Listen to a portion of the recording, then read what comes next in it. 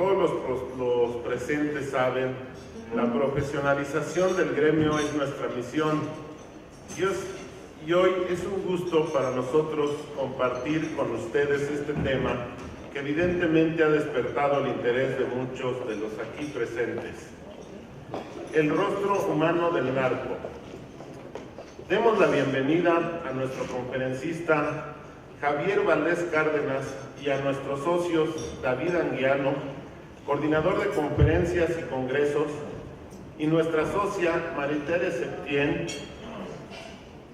Mientras ellos se colocan en sus lugares, en las pantallas aparecerá una breve reseña de nuestro invitado de hoy.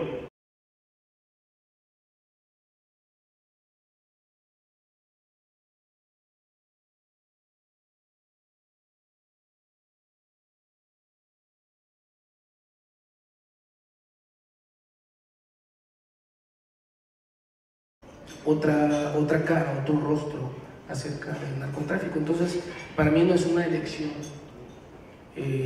cubrir el narco, es mi responsabilidad, es mi tarea como periodista. Muy bien. ¿Por qué planteas que el narcotráfico es una forma de vida y no un asunto de buenos y malos o un asunto policial? Bueno, el narco en los 70, todavía los 80, en Culiacán, ustedes saben que es la capital de Sinaloa, considerada la cuna del narco, no sé por qué, si allá no hay narcotraficantes. La gente se deslindaba del narco, los gumeros decíamos nosotros en aquella época, porque era la producción de amapola y de goma de opio para la heroína. Entonces eran gumeros, no eran narcos, no eran capos, no eran buchones, eran gomeros.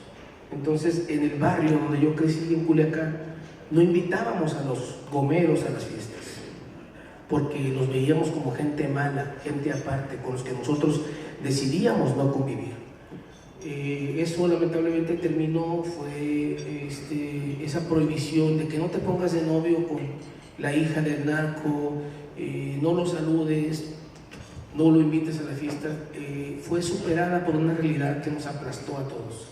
El narco avanzó, se hizo fuerte, se metió ya no en la cochera o en la recámara, se metió en la cochera o en la sala, se metió a la cocina y a la recámara. Entonces nuestra convivencia con el narco es inevitable, es un vecino que nos cae mal, o a veces es un vecino que nos beneficia, del que nos sentimos orgullosos, porque hay sinaloenses que se jactan, que se ufanan del narcotráfico. Entonces hay una doble moral, triple moral, digo yo, de broma, en relación al narco, y es un fenómeno que nos salpica a todos, que nos determina, que nos influye. Mis hijos que están en escuelas públicas conviven con hijos de narcotraficantes, y esos niños reproducen los estereotipos del sicariato. Compran lealtades, pagan a otros niños para que golpeen a los que les caen mal, para que golpeen al que no los dejó jugar al fútbol, para que golpeen al que es más inteligente que él en las matemáticas. Eso es una realidad cotidiana. Yo convivo con los narcos de manera inevitable. Entonces es una forma de vida, porque la gente ha muerto y no tiene nada que ver con el narco. La gente se ve involucrada o víctima de este fenómeno y no tiene nada que ver con el narco. Esta expresión de que el que nada debe, nada teme, no tiene ninguna vigencia prácticamente en todo el país. Y esto de que la gente que muere es porque algo tiene que ver con el narco es una mentira. Porque uno puede morir en estas regiones por voltear, por saludar, por mirar a una mujer, por chocar, por hacer un cambio de luces, por usar el claxon. Entonces, no es un asunto de buenos y malos, de la policía y los narcos, o los militares y el sicariato. Eso ya se superó, es un asunto que a todos nos compete, y ha muerto mucha gente que, repito, no tiene absolutamente nada que ver con este fenómeno, como este taxista que chocó con un sicario, y el sicario le dijo que le pagara, el taxista le dijo que no, que sí le iba a pagar, pero después. El taxista iba con su hijo de unos 8 años, luego Y el sicario sacó un arma y le dijo, entonces me cobro con tu hijo. Y apuntó al niño, el taxista se puso en medio, el hombre lo mató al taxista en presencia de su hijo. ¿Qué vamos a decir cuando vemos esta noticia? Él se la buscó, estaba en el lugar equivocado, en el momento equivocado. Por supuesto que no. Nosotros estamos justificando la violencia de muchas maneras. De alguna manera también es una forma de sobrevivir a este fenómeno de violencia cotidiana, de violencia barata, de muerte fácil, de muerte a la vuelta de la esquina. Entonces, no es un asunto de ellos, dejó de ser un asunto del gobierno. A todos nos está salpicando, inundando, contaminando. No es un asunto ajeno, olvídense de eso. Si ustedes lo ven lejos, está mucho más cerca de lo que creen. Gracias, Javier. A continuación me gustaría entrar un poco en el libro, en la publicación que hiciste de Levantones. Creo yo que es una lectura casi obligada para todos los que nos dedicamos a las tareas de seguridad. ¿Hay alguna historia que sea más relevante que nos pudieras compartir brevemente para entrar en el tema de Levantones? Bueno, en este país, ser levantado o ser desaparecido por el gobierno, por el ejército, la marina, la policía, de cualquier nivel, o el narcotráfico, es una forma de morir, es una muerte sin cadáver. Creo que el narco y el gobierno han recurrido a esta forma y de alguna manera evitan ubicar a la víctima como muerto, entonces no lo contabilizan y dicen que ha bajado la incidencia delictiva y que hay menos homicidios. En realidad lo que hay son muchos desaparecidos. Hay una historia que a mí me conmovió sobremanera, que es la de Alfredo Jiménez. Yo siempre procuro incluir en mis libros historias de periodistas y de policías o militares, porque, insisto, trato mucho de abonar al patio trasero, a conocer el patio trasero de lo que está pasando, no los números, no las cifras, no las armas, no los cartuchos, no los detenidos, no los decomisos, las personas en el narcotráfico. Alfredo Jiménez Mota era de Sonora, trabajó en Sinaloa, en los diarios El Debate y Noroeste, y empezó a trabajar el tema del narcotráfico. Lamentablemente fue usado por criminales para golpear a otros grupos delictivos y lo desaparecieron. Él tenía contactos en la PGR, en el CISEN, en el ejército, y no descarto yo que en su desaparición hayan estado ellos, por supuesto, involucrados. La última cita que él tuvo fue con una fuente de la PGR de Sonora, en Hermosillo. Él trabajaba en el Imparcial. Y desde entonces, estamos hablando de cerca del 2005, desde entonces no se sabe de él. ¿De qué estamos hablando? De un periodista que estaba haciendo su trabajo, que fue imprudente, que fue torpe, que lo usaron efectivamente, pero estaba haciendo su trabajo, estaba realizando una cobertura sobre el narco, la complicidad entre el gobierno y los delincuentes, el poderío de este grupo que llamaban los güeritos, que era un grupo que trabajaba para el cártel de Sinaloa en Sonora, y ese fue su final, su desaparición. Yo no tengo la menor duda que Alfredo Jiménez está muerto, pero no se ha encontrado su cadáver, y es quizá el primer caso de este tipo a nivel nacional, que luego dio pie a otros casos como conocemos en Veracruz, en Guerrero, en Sinaloa, donde hay reporteros amenazados, exiliados, en Chihuahua, o muertos, o bien que dejaron de hacer su trabajo y tuvieron que vivir en la clandestinidad. Ese caso me dolió mucho, porque una de mis fuentes me decía que cuando él reporteó con Alfredo en Culiacán, a él le gustaba mucho una canción que se llama La Yaquecita, que habla de una chava yaqui. La región yaqui de Sonora está en el sur, esta zona de Obregón, son muy bravos, por cierto, gente muy aguerrida, y le ponía la yaquecita en el estéreo del carro y él golpeaba. Era un tipo grande, de manos grandes, fuerte, golpeaba el toldo del vehículo y le decía que se lo iba a bollar. ¡Ey, cabrón, me lo vas a bollar!, le decía. Y al final termina la historia diciendo que él no lo puede creer, que todavía está esperando que Alfredo entre por esa puerta por la que lo vio salir la última vez y le diga: ¡Ey, cabrón, ya llegué, no me dejes abajo! Volví, tuve que esconderme, pero volví, porque él repetía mucho eso: no me dejes abajo. Cuando estaba de estudiante de comunicación en la Universidad de Occidente en Culiacán, un maestro preguntó: ¿quién de ustedes va a ser periodista? Y de 20 que era el grupo, yo creo que unos 5 quería ser periodista. Entre esos 5 estaba Alfredo Jiménez. Preguntó: ¿quién de ustedes daría la vida por una nota? Solo Alfredo levantó la mano. Y ahí están las consecuencias. Ya. Otro de tus libros que ha causado impacto y que es muy digno de reconocimiento es el de Los morros del narco. ¿Cómo está impactando el fenómeno de la violencia a los jóvenes, a los adolescentes en el país, Javier, según tu punto de vista? Bueno, yo creo que el narco está nutriendo su mano de obra de niños y jóvenes. Cuando yo empecé a reportear hace 25 años, los jóvenes involucrados en el narco, no sé, tendrían unos 25 años y tenían más promedio de vida dentro del narco, ¿no? Ahora estamos hablando de chavos que le entran desde los 8, 10, 12 años y que tienen un promedio de vida de cerca de 3 años dentro del narco, y más de la mitad de ellos, cerca del 70%, son asesinados o sacrificados, es decir, entregados a la policía o al ejército por los mismos narcos para los que trabajaban, porque son jóvenes conflictivos, por la edad, porque son irresponsables, porque se drogan, se emborrachan, no hacen bien los trabajos, se rebelan, son indisciplinados y los sacrifican. Es un fenómeno muy grave. Lamentablemente, niños y jóvenes, junto con las mujeres, son el eslabón más débil dentro de la maquinaria criminal del narcotráfico.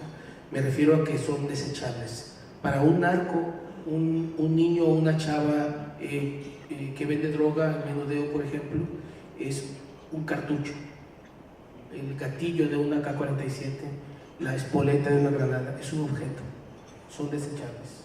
Es decir, no están así ahí porque es que tú eres muy bueno para la química, ¿no? O eres muy bueno para las matemáticas. No les importa eso, no les importa que sean inteligentes o valiosísimos como personas. Les importa que entren y luego sacrificarlos, ¿no? No pasan más de 3 años. Lamentablemente, la pobreza que tenemos en el país, la falta de oportunidades, ha hecho que la escuela deje de ser el instrumento de movilidad social. Es decir, que uno diga: yo voy a estudiar porque voy a tener un empleo y así voy a ganar dinero, voy a tener propiedades y estar al frente de una familia, bla, bla, bla. Ahora se piensa en el narco como un instrumento de movilidad social. Se piensa en ser sicario. Y la pobreza, la falta de opciones, esto de que la educación gratuita en este país es un derecho constitucional, es una mentira.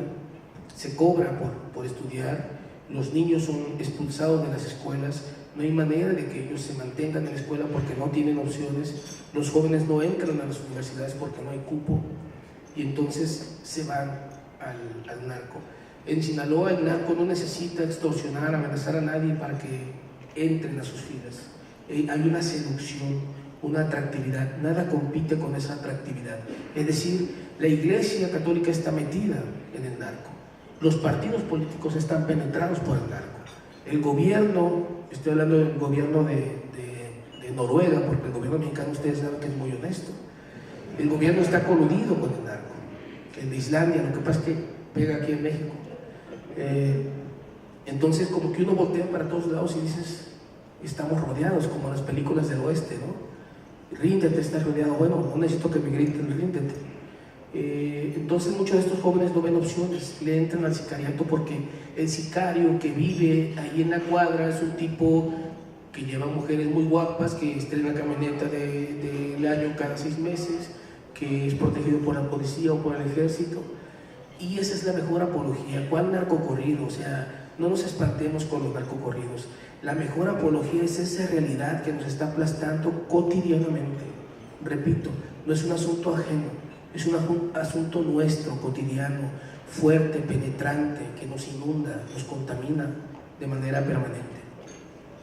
Entonces, creo que este país está matando su futuro.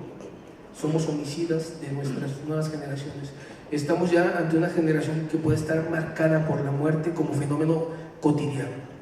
Y eso me parece muy triste, muy lamentable, porque me pregunto qué clase de novio va a ser un chavito que creció en este ambiente, cómo va a tratar a la chava, qué clase de padre de familia o qué clase de maestra va a ser esta joven cuyo padre fue asesinado, o doctora, y si es que llegan a graduarse, ¿no? Eso es muy preocupante y creo que no hay ninguna política del gobierno, no hay estudios de hecho al respecto, es muy poco lo que se hace y menos del gobierno. Al gobierno no le interesa, no conoce este problema, pero además no le interesa. Y eso es todavía más triste y peligroso, ¿no? Porque estamos, repito, echando a perder toda una generación que sí puede desaprender la violencia, pero para eso se necesita un esfuerzo que ya debió haber empezado desde hace mucho. Javier, a ver, ahora una pregunta que considero que es muy interesante. En todos tus años de estudios, entrevistas, ¿qué roles principales han jugado las mujeres en estas estructuras criminales? Creo que aquí hay varias dimensiones, como madres, como esposas, como hijas. Esta es una emboscada, 2 contra 1. Pues es una buena pregunta, y sé que te encanta hacérmela. La mujer en el narco era un mueble, era algo como un maniquí o como un carro que hay que presumir. Entonces se le instalaba a un lado del narco que iba manejando la camioneta de lujo y se le presumía, ¿no? Repito, las mujeres de allá pues son portentosas, diría mi mamá, plantozonas. Te pones abajo de ellas a un lado y te da sombra. Entonces era algo que podía presumirse. Después la mujer, con la decadencia, con la crisis, con la pobreza, con la violencia, con estas expresiones ahora tan públicas de la muerte, de los cadáveres expuestos, la mujer ingresó a un ambiente ya delictivo. Entonces hay mujeres esposas que mandan matar, que mandan matar al amante del esposo. Hay mujeres esposas que trafican armas, que lavan dinero, que trafican droga, que manejan el recurso, las ganancias. Hay mujeres que matan. Yo entrevisté a una matona hace un par de años, una tipa cabrona, hablando en términos científicos, discúlpenme la expresión tan elevada, muy cabrona, de esas mujeres que dices tú, si no quieres ya no pregunto, muy peligrosa, huele a pólvora, ¿no? De hecho, la historia se llama Prefiero ser cabrona, para que vean que yo no soy un malabrado. Ella me dijo así. Entonces pasó de ser este mueble, este artículo de decoración, a tener un papel muy activo dentro del narco. Las mujeres, por ejemplo, una de las mujeres del Chapo, me tocó entrevistarla, una mujer fuerte, echada para adelante, soberbia, así prepotente, que casi me dice, escribe esto, escribe aquello. De uno depende que darse su lugar, ¿no? Que te respeten, ¿no? Pero creo que la mujer, como decía respecto a los niños y jóvenes, es también sacrificable. Por eso también aumentó el número de mujeres asesinadas. Ya no es la mujer a la que se le apoya, se le da dinero o se compran votos para que sea la reina del carnaval, que hay muchísimas todavía, la reina de belleza, sino es la mujer que sabe disparar. La mujer a la que se le dice, bájate, ríndete con los militares para que no te hagan nada, pero aquí quédate y los distraes, y mientras yo huyo, y la mujer baja y grita con las manos en alto, no disparen, estoy desarmada, y los militares la matan, ¿no? Este es un caso de allá de Mocorito, fue pareja de Iván Castelo, el cholo que detuvieron junto con el Chapo. Entonces es una mujer que ya huele a pólvora, ya ingresó a ese ambiente de violencia, ya jala el gatillo, y entonces o están detenidas, son muchas las mujeres detenidas, o están muertas. Yo no sé qué es peor, si aquella mujer mueble, aquella mujer objeto que había que presumir, o la mujer de ahora que en el ejercicio del poder del narco se le moldea, es decir, la intromisión, el poderío del narco llega a tales niveles que pagan 80,000, 120,000 pesos para que le pongan senos, los senos que a él quiere que ella tenga, las nalgas que él quiere que ella tenga, las costillas más o costillas menos que él quiere que ella tenga, la cintura, los pómulos, los labios, las cejas, etc. O sea, a ese nivel llegó la decadencia, la agresión, el aplastamiento de la mujer en la vida criminal. A ese nivel llegó, a un nivel íntimo, tan íntimo que se metió debajo de la piel, así, explícitamente, no es metáfora, porque eso significa una cirugía, debajo de la piel para moldearlas. Me parece lo más denigrante, lo más humillante, lo peor de esta manifestación de poderío, de hegemonía, de control del narco sobre las mujeres. Por supuesto, perdón, Maritere, sigue siendo un ambiente de machos, y la mujer que está ahí es una mujer cabrona, que se defiende, que aprende a pelear con ellos, porque sabe que si no la van a aplastar. Por eso hay pocas mujeres jefas de células del narco, jefas de células de matones, y hay muy poquitas, casi ninguna, arriba en los cárteles, ¿no? Como Edina Arellano Félix, de los Arellano Félix, que es una mujer a la que se le atribuyen operaciones de lavado de dinero. ¿Pero por qué es jefa? Pues porque es hermana de los Arellano Félix. O sea, es un asunto de abolengo. Ella escaló por abolengo, no por méritos. Los méritos los tiene, por supuesto, pero porque estudió, por experiencia, por lo que sea. Pero es difícil que una mujer pobre escale de amante a vendedora de drogas al menudeo, y luego al sicariato, y luego a jefa de una célula, y luego, no sé, es muy difícil, no van a tener tiempo, los matan muy pronto. ¿Y en alguna ocasión has tenido oportunidad, por ejemplo, de entrevistar a la madre de alguno de estos narcotraficantes? La siguiente pregunta.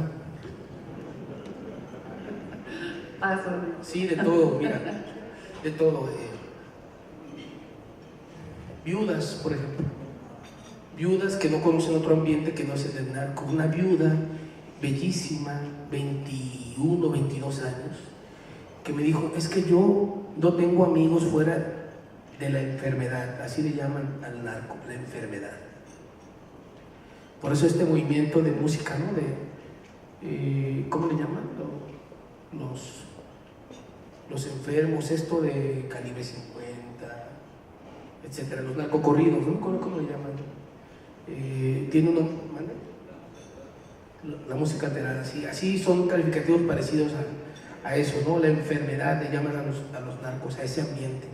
Entonces me dijo, yo no puedo conocer a otra gente de otro ambiente porque no me muevo en otro ambiente, yo me muevo con narcos. Y ella ya anda de novia con un narco, y a pesar de que a su esposo lo mataron a balazos junto con su hermano, y ella sufrió mucho, y el tipo la golpeaba, pero ella lo amaba, y se aventó jales, trabajos muy fuertes con él, pero ella prefiere quedarse en ese ambiente, ¿no? Entonces sí, a esposas, a hijos, a viudas, por supuesto que sí. Ahora, ¿qué mensaje tiene para nosotros uno de tus últimos libros, Los huérfanos del narco. Creo que es algo que a veces pasamos desapercibido, nada más vemos el fenómeno del narcotráfico, entre los perpetradores, pero realmente ¿qué pasa con esos hijos que quedan sin padres y están en ese ambiente? Bueno, son historias muy tristes, dolorosas. Para mí fue un gran reto pasar de contar el narco desde este lado, de la banqueta, la calle, la plaza pública, una escuela, un edificio público, a la intimidad del dolor. O sea, a contar el llanto a oscuras, a solas, bajo las sábanas, en su recámara, de un niño que no habla con su mamá sobre su papá. Y la mamá hace lo mismo, llora a solas y no le habla a su hijo sobre su papá. Entonces hay un dolor que se comparte, pero disperso. No se comparte entre ellos, no hay ese ejercicio colectivo, terapéutico, de desahogo, porque cada quien tiene su isla de dolor, de llanto, de tristeza. Yo me metí a esas casas, hablé con esos niños. Para mí fue muy importante contar esa otra historia de desolación, pero también de esperanza, porque estos niños, todos ellos, por cierto, ninguna de estas familias tiene que ver con el narcotráfico. Son 10 historias de unas 15 familias, ninguna de ellas tiene que ver con el narco. Son periodistas, policías, empresarios, amas de casa, transportistas, etc. Porque sentía la necesidad de que la gente conociera las historias de esa invisibilidad.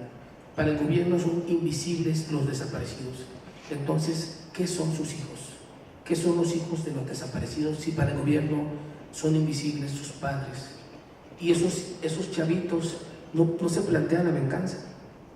Ninguno de ellos me dijo a mí: yo cuando crezca voy a matar a los que desaparecieron a mi papá, a los que mataron a mi papá. Absolutamente, todos ellos esperan que sus padres regresen. Todos ellos. Es el ejercicio de esperar, pero no es una espera pasiva, ahí cuando se pueda, de esas esperas que abonan al olvido y que uno termina entonces guardando en un rinconcito de esta desmemoria el pasado que nos duele. No, es una espera activa, de lucha, porque sus padres están luchando, están protestando, nos dan ejemplo de ciudadanía. Y yo siempre he dicho que a este país le faltan genitales. Hay un déficit de genitales en el país para volver a encabronarnos sobre lo que está pasando.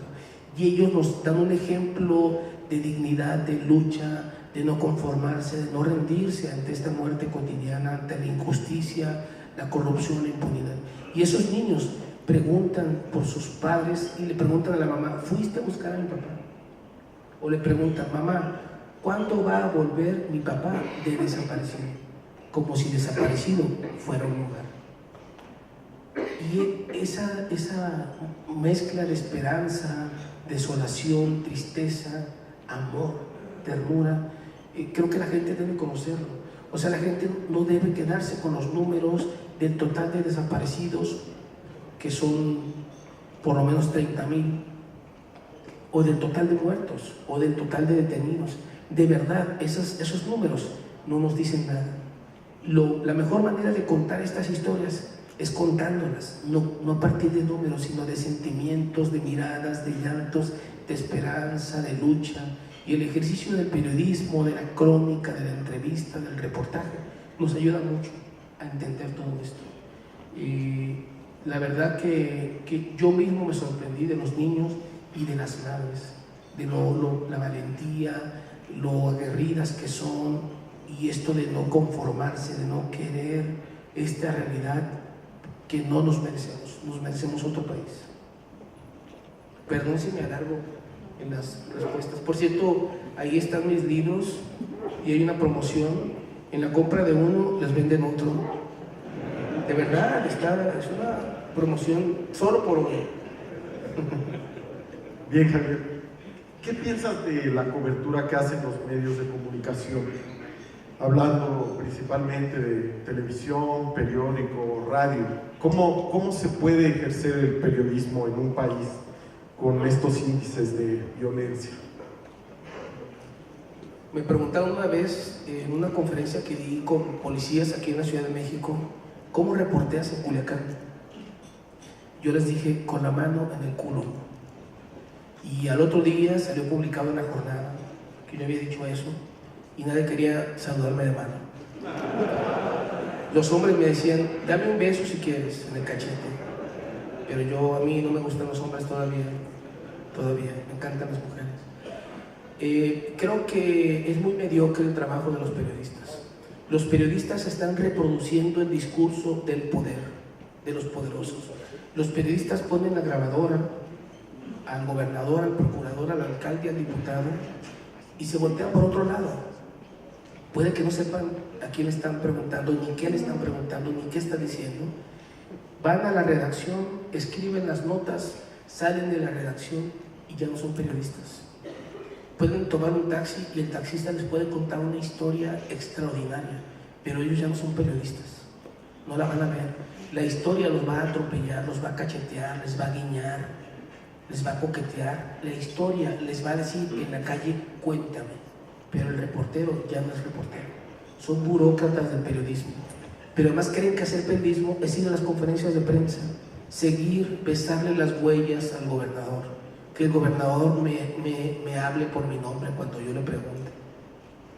Creo que es un error. Es un periodismo mediocre, oficial, acrítico respecto a lo que está pasando. Creo que el periodismo está en la calle, en gastar las suelas, en la calle, en la banqueta, en esta vida cotidiana que no estamos contando. Un bolero nos puede contar una gran historia, maravillosa, tierna, amorosa, de lucha, pero si nosotros estamos clavados en el discurso de los poderosos, del dirigente de un partido político, del alcalde, del gobernador, no vamos a ver esas historias. Lo mismo pasa con la cobertura del narco. Estamos contando números. A mí no me dicen nada los números. En mis historias, ustedes van a ver, en este periodo fueron asesinadas tantas personas en Nuevo León. Y los cárteles, este y aquel, van a ver ese contexto. Es eso, es contexto. Pero el dato fuerte, lo fuerte de una historia está en lo que la gente piensa, lo que la gente dice, lo que la gente siente. Y ese periodismo no se está haciendo. Creo que al país le debemos las historias de lo que pasa en México. Creo que ni las mejores historias, ni los mejores textos de los mejores periodistas de México cuentan lo que pasa en un día violento en el país.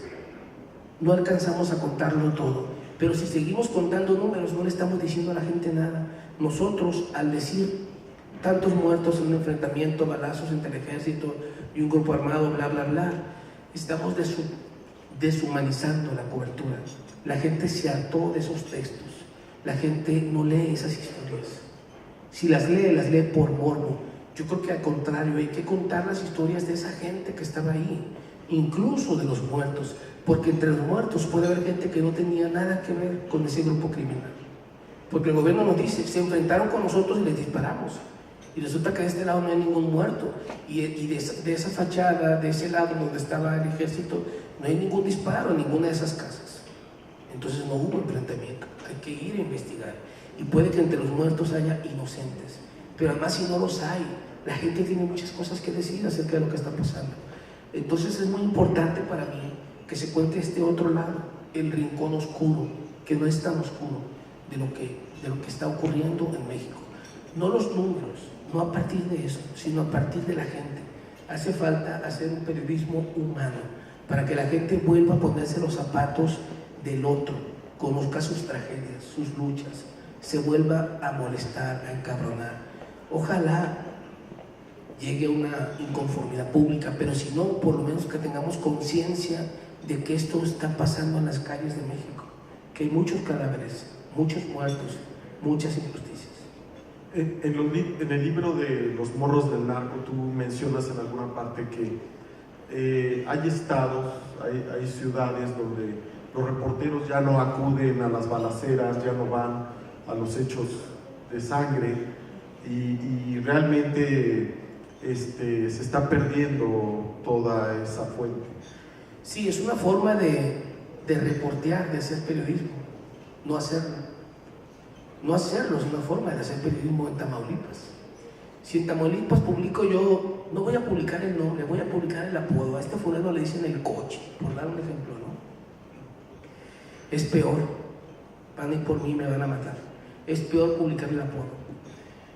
Pero además estamos hablando de regiones en las que hay 2 o 3 cárteles. El reportero se mueve en ese ambiente, la gente vive en ese ambiente, el policía honesto trabaja en ese ambiente. Entonces, ante un hecho violento, el reportero recibe una llamada y le dice: oye, soy del cártel de los Zetas y no quiero que publiques esa nota. Si la publicas te voy a matar. Bueno, cuelga y se pone a no publicar su nota, a no escribir. Y le llama el del cártel del Golfo después y le dice: publica esa nota. Y le das portada y quiero además que publiques la foto. ¿Qué hace el reportero? Pues a la chingada, ¿no? Deja todo y se va, renuncia, agarra otro trabajo, se va de la ciudad, del estado o del país. La gente de Ciudad Juárez, de Chihuahua, se fue al Paso. Muchos de ellos incluso reportean desde allá con vigilancia de la policía. Entonces no hay condiciones para reportear en muchas de estas regiones. No hay manera de investigar el narco. Uno hace periodismo posible en condiciones imposibles. Es decir, yo tengo que ubicar en una historia. En primer lugar, si voy a reportear, no basta con ser valiente, entre comillas, que yo no me creo un periodista valiente. Uno tiene que ser prudente, responsable, muy serio, ético, como ustedes lo planteaban en su código de ética, ético. Si a mí me dicen: esto no lo publiques, por favor, porque corro peligro, yo no lo voy a publicar. Y creo que la prueba de que he sido muy cuidadoso es que he escrito 5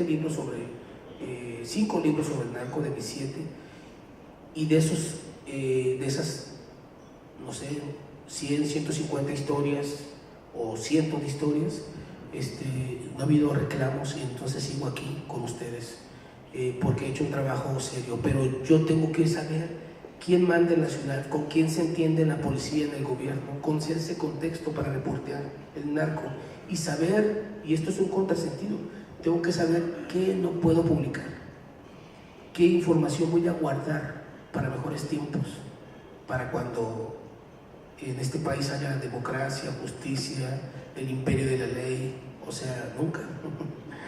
Tengo que guardar esa información, no cancelarla, guardarla para mejores tiempos, para cuando detengan al narco, para cuando se vaya el jefe de la policía que está coludido, etc.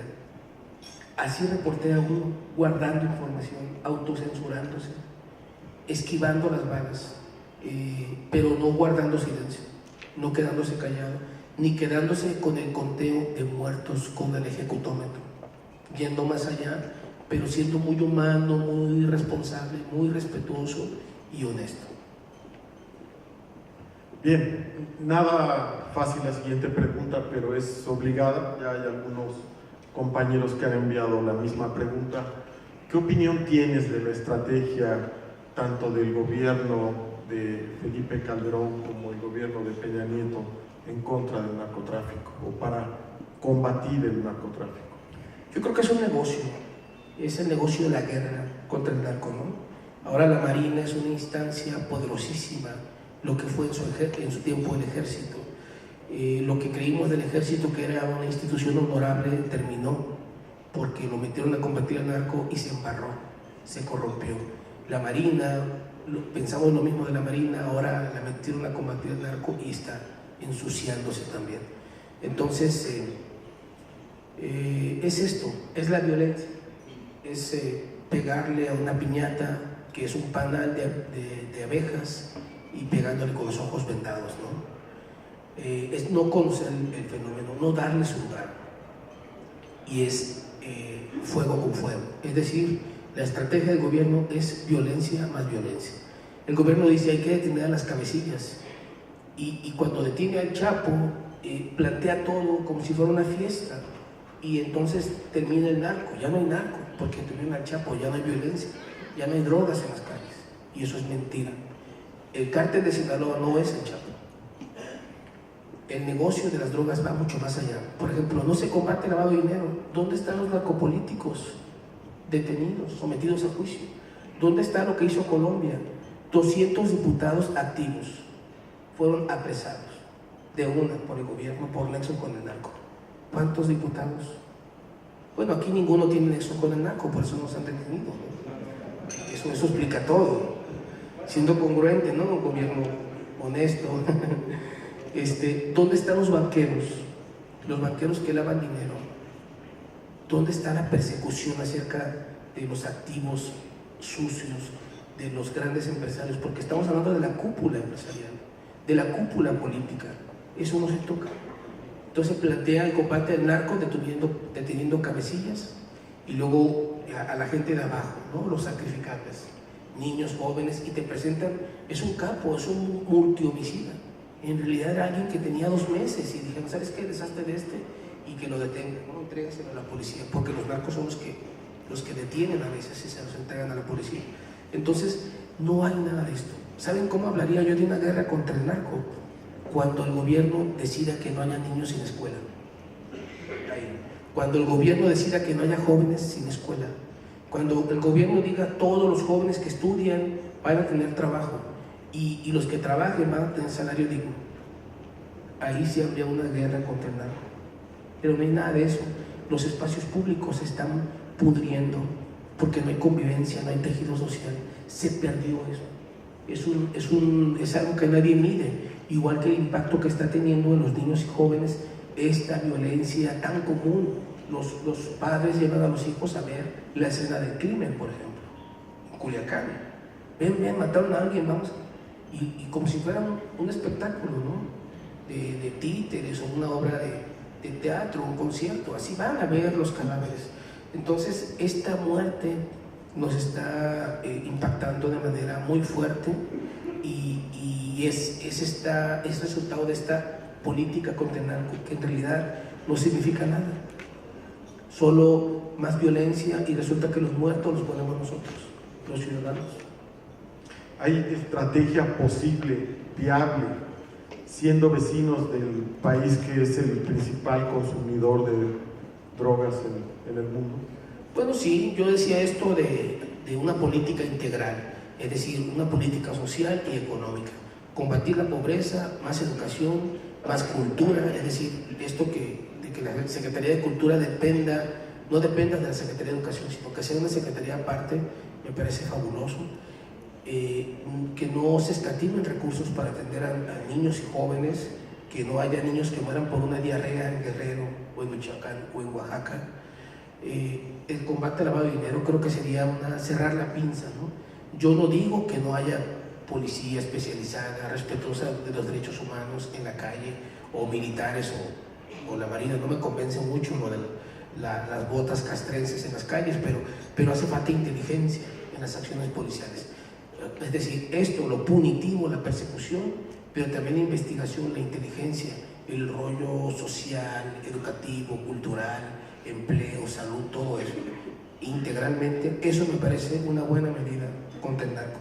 Y yo simpatizo con la legalización de las drogas, es decir, por lo menos con esto de la marihuana, que es una pequeña parcela del negocio, porque ahora el negocio está en la cocaína, en las metanfetaminas, en la heroína, que está, por cierto, en jauja en Estados Unidos, en el mercado gringo. Qué raro, porque los gringos no consumen drogas, se me hace muy, muy raro, pero bueno,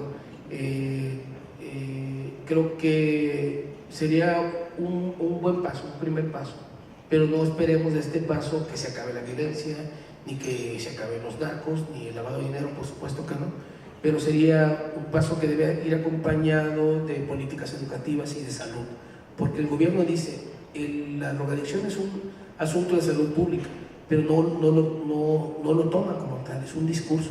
Cuando agarran a un drogadicto lo encierran y dicen, es un narcomenudista, ¿no? Entonces criminalizan la adicción. Ojalá de veras tomen medidas para que lo enfrenten como un asunto de salud pública. Bueno, básicamente contestaste ya las últimas 2 preguntas, pero quisiera darle un giro a la última. Ya nos comentaste desde tu perspectiva qué deberíamos de esperar como gobierno para combatirlo. pero desde el punto de vista de la iniciativa privada, como empresarios, ¿qué podemos nosotros hacer para enfrentarnos a este fenómeno del narcotráfico? Yo creo que es una pregunta que nunca me habían hecho. ¿No tienes una diferente que pueda responder con más comodidad? Yo creo que los empresarios no están haciendo nada, ¿no? Creo que están muy a gusto, creo que están preocupados por el negocio. Me toca ver que no respaldan el periodismo, el buen periodismo. Yo trabajo en Río 12, es un semanario de Sinaloa. Yo soy uno de los dueños de Río 12 y los empresarios no quieren anunciarse con nosotros porque es un periódico crítico. Y los empresarios dicen que están preocupados por la democracia. Y la democracia pasa por una lucha cotidiana que tiene que ver mucho con el trabajo periodístico. No somos un periódico vendido, es un periódico de denuncia, de crítica, que hace periodismo. O sea, ¿qué implica hacer periodismo? Investigar. Y no se quieren anunciar con nosotros porque no quieren que el gobierno nos vincule con nosotros. Entonces yo creo que tiene mucho que hacer apoyando estas causas, el buen periodismo y también asumiendo una postura ética, como lo plantean ustedes en el código de ética, siendo honestos. No crean en la versión del gobierno. El gobierno nos ha mentido, el gobierno ha robado elecciones, el gobierno hace mal uso de nuestros recursos, el gobierno nos engaña, el gobierno reprime a los disidentes, a los críticos. Hablo del gobierno de Groenlandia, porque el de Peña Nieto es muy respetuoso de la ley. Entonces, me gustaría ver a los empresarios con un papel más activo, más ciudadano, más preocupado por lo que está pasando y apoyando a sus empleados, capacitándolos y por supuesto abordando con ellos temas de estos, ¿no? Sería muy bueno que entre empleados se lleven este tipo de charlas, no porque quiera que me inviten a mí, sino que aborden el tema que nadie está discutiendo en México al respecto. Déjame preguntarte algo muy personal. Tantos años de escuchar historias. ¿Mi vida sexual o algo así? No. Entonces no es nada personal. Tantos años de escuchar historias de narcotraficantes, de sicarios, de toda la maquinaria involucrada en este fenómeno. ¿Te ha causado algún daño, Javier? ¿Cómo puedes procesar todo ese fenómeno en lo personal? ¿Requieres de algún tipo de...? Porque me imagino que has sentido angustia, miedo. ¿Cómo manejas todo eso? Bueno, no es posible manejarlo todo, ¿no? Yo me acuerdo que entrevisté a la familia de Julio César Mondragón, que es este joven desollado en Ayotzinapa, y de los primeros cadáveres encontrados en el Estado de México. Ahí vi a la familia, a la viuda, que por cierto que enterró a su esposo joven, Julio César Mondragón, y aún así espera que todo sea mentira y que regrese de nuevo. Yo terminé esa entrevista y me fui a la Ciudad de México, me vine a la Ciudad de México y quería escribir, estaba yo muy impactado, ¿no? Pero no pude, era muy fuerte. Entonces al otro día empecé a escribir, me sentí mal, me dio como calentura, dolor de huesos y náuseas. Es por el estrés. A mí el organismo me protesta, ¿no? Cuando el cuerpo se encabrona, cuando yo estoy muy clavado en esos asuntos y no paro, no le doy tregua, no guardo distancia incluso respecto a las historias. Hasta por salud es importante para empezar a escribirlas, esperar un poco para descontaminarlas, por así decirlo. Pero no, yo me clavé, estaba muy emocionado, muy impactado, quería escribir y me enfermé. Entonces sí me enferma, sí me llega. No hablo solo de estas calenturas o dolores de huesos o náuseas, sino del insomnio. Yo tomo pastillas para dormir y también pastillas para tener ilusiones. No es cierto. Tomo pastillas para dormir, que es una canción de Joaquín Sabina, pastillas para no soñar. Y tomo antidepresivos. Voy a terapia psicológica, tengo mi terapeuta, me ha ido muy bien. Creo que yo no hubiera escrito mis libros si no habría superado broncas de mi infancia. Soy un tipo muy aprensivo, muy preocupón, me pongo muy fácilmente los zapatos de las víctimas y me encabronan los abusos, las injusticias. Creo que si no fuera periodista sería bombero, correría al fuego en lugar de alejarme de él, que es lo que hacen los periodistas, corren hacia el fuego, hacia los balazos, ¿no? Entonces sí me enferma, soy muy sensible, me sirve llorar cuando escribo, yo vuelvo a llorar, lloro cuando escucho a la gente, procuro no hacer escándalo, me sirve la música, me sirven mis whiskies, me gusta mucho el whisky, cuando escribo estoy solo y me genera satisfacción un párrafo, una buena frase. Me levanto y me pongo a bailar, bailo horrible, hago el ridículo, pero como nadie me ve, me siento muy bien, ¿no? Entonces son mis formas de refugiarme, de desahogarme, de exorcizar los miedos. Me ha costado trabajo escribir algunas historias porque es gente muy cercana, las balas pasan muy cerca, contactos míos, fuentes mías han sido asesinadas o están desaparecidas. O sea, no he podido irme a los velorios, no he tenido que despedirme de alguna gente por mi cuenta, ¿no? No voy a los entierros, pero los invito a desayunar, les preparo un café, les pongo su música y les leo algo que yo les debía haber dicho cuando estaban vivos. Entonces son rituales que uno hace, ¿no? Pero sí te enferma, sí te chinga, te está jodiendo. A mis 48 años soy un anciano como de 80, yo creo, con algunas manías mías, de formas de tratar a la gente. No soy así como medio, no sé, desesperado, ermitaño, a lo mejor un poco hosco. Y detrás de esta diversión, de este cotorreo mío, de las bromas, pues hay un alma en pena que me habita y que no me gana la batalla porque si no yo no escribiría, ¿no? Creo que escribir con todo mi pesimismo es un acto de fe, de esperanza, de optimismo, de pensar que la gente tiene que enterarse de la otra historia del narco, esta historia humana, de que hay gente, hay personas en el narco y que tiene que enterarse y que tiene que sentirlo, molestarse, indignarse. Gracias por compartir algo tan personal, Javier.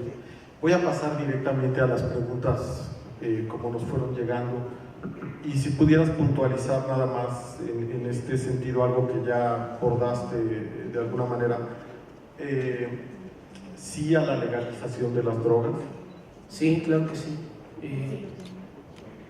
Creo que podemos empezar por la marihuana, digo, legalizar. ¿Ayudaría a resolver el problema? ¿Habría menos historias de muerte y de abandono? Le quitaría una parte a la criminalidad, no sería. ¿De qué tiene de bueno Sinaloa? Si Sí, hay aspectos positivos que decir de Sinaloa. Sí, claro. Los mariscos, dice Marité, le dio hambre. El aguachile, los mariscos. La tambora es buena, 5 rolas nomás, incluyendo El Niño Perdido y ya, porque te aplasta, es muy ruidosa. La gente es amable, a pesar de esta convivencia inevitable con el narco. Alguien dijo una vez, mientras esperaba ser atendida en un consultorio médico, que nunca había conocido gente tan cálida como los de Sinaloa y que había decidido quedarse a vivir ahí y que había recorrido varias partes del país, pero que ninguna como la gente de Sinaloa. Entonces, cabrón, digo yo, eso tenemos nosotros, ¿no? El chilorio y no es albur. Las mujeres son maravillosas, ¿qué les puedo decir yo? Los atardeceres, Mazatlán, el río, los 3 ríos de Culiacán, los balcones, la horticultura, bueno, que ya está en manos de los narcos, pero bueno, es una potencia. El maíz, producimos 5.5 millones de toneladas cada año de maíz y es un maíz de gran calidad mundial. Producimos buenos capos del narco, maravillosos, líderes. ¿Eres pesimista, Javier? Sí, sí lo soy. Pero peleo con ese cabrón pesimista y a veces le gano las vencidas. Muy bien. Una pregunta que tengo aquí es, literalmente, sabiendo que la impunidad no es gratuita, ¿qué estrategia pueden seguir los ciudadanos y los medios para que las autoridades combatan a la delincuencia de manera más efectiva? Pues yo creo que hay que denunciar, ¿no? Se ha avanzado mucho en cuanto a las denuncias con lo de Ayotzinapa, los familiares de los desaparecidos en Sinaloa, por ejemplo, las rastreadoras, que ellas mismas buscan los cadáveres de sus familiares. Ellos dicen que ya no buscan vivos a sus hijos, a sus hermanos, sino muertos, y se han dedicado a buscar cadáveres sin el apoyo de la policía. Creo que la denuncia ciudadana y un periodismo más humano, más responsable, ayudaría, presionaría para que el gobierno mejore, cambie. De fondo hay un problema muy grave de corrupción, ¿no? El gobierno le hace el trabajo sucio al narcotráfico, y entonces no puedes decir que el caso de la diputada Lucero Sánchez es todo lo que hay, ¿no? Es un pequeño botón sobre esta complicidad, pero creo que tenemos que avanzar como ciudadanos y como medios de comunicación. Tenemos un gobierno que se ha vuelto experto en negar la realidad, en reducirla, en minimizarla, y nosotros somos expertos en mejor darle la vuelta. Sí, creo que sí, que nosotros muchas veces sabemos o desconfiamos del gobierno, pero una forma de sobrevivir frente a la violencia es hacer que no pasa nada. Yo conté una historia de una madre de familia que está viendo que muy cerca de donde está ella y su hijo están levantando a una persona y no se la pueden llevar porque es un tipo muy, muy pesado. Entonces grita, se echan de la madre, se pelean, forcejean, y el niño le pregunta: ¿qué está pasando? Nada, están platicando, súbete al carro. Y la actitud de la gente es: no veo, no escucho y no siento. No siento, no me duele, no me comprometo. Yo entiendo que sea una forma de sobrevivir, pero no la acepto, porque yo podría decir lo mismo. No soy periodista, me hago pendejo como si no lo fuera, finjo que no pasa nada y escribo de las florecitas y los atardeceres. Yo no hago eso. Yo espero que la gente haga lo que le toca también. ¿Nos cuesta trabajo vernos al espejo? Nos cuesta trabajo la autocrítica, nos duele este discurso, el narco nuestro de cada día, nos duele decir: tengo arrugas, tengo acné, estoy viejo, tengo canas, hay violencia, hay destrucción, nos duele eso. Cuesta mucho trabajo reconocer al cabrón que está enfrente de mí, en el espejo. Creo que como sociedad tenemos que avanzar en eso, reconocer los problemas que tenemos y cambiarlos.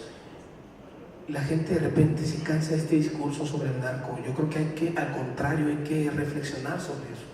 Hay muchas voces diferentes respecto a la versión oficial, hay que escucharlas. ¿Cómo llega una granada a la boca de una persona, Javier? Es el título de otro de mis libros. Es un cabrón tú, David, ¿eh? Muchas gracias. Es una señora que está preparando mariscos en el sur de Culiacán y de repente siente que le pegan una cachetada, que un insecto de acero le pega en el cachete, en el rostro, y cae. Y se toca, se levanta, sangre. Y trae una granada de esas cilíndricas entre el paladar, su garganta, los dientes, la lengua, pero no sabe qué tiene. Esta parte se le descubre, esta parte de la cara, se le ve como una fotografía de un cadáver. La llevan rápido al Hospital General de Culiacán, duran 8 o 9 horas para saber qué tiene. Le toman fotos.